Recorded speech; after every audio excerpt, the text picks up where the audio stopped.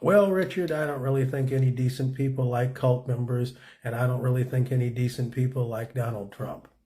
And as for this is only the beginning, I don't think you remember Waco, Texas, and how fast the United States government and the military took them down.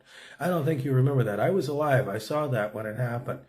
They weren't playing, and they're not going to play with the MAGA Republican cult either, and they're not going to play with Donald Trump and his crazy cult members. If anybody believes that they're going to overthrow this government, it's not going to happen, because the United States military, the United States Marines will deal with it, and they will deal with it very quickly, and it will be done swiftly.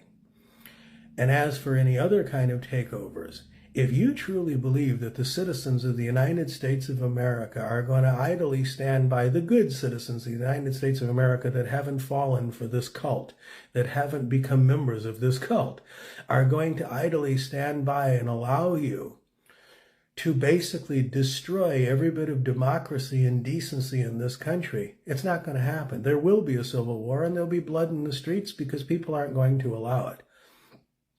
Decent people are not going to allow racism to be the pinnacle in the White House and running the country with this MAGA racist bigotry. Gay people are not going to allow their rights to be taken away any longer. Women are not going to continue to allow their rights to be taken away. I promise you that you might want to have some rich, white, conservative Christian country that basically hates anything that isn't rich, white, or conservative Christian. It's not going to happen because there are other people living in this country and they're not going to allow it. No matter how badly you believe it's going to happen and that you want it to happen, it isn't going to happen because the rest of us simply aren't going to allow it.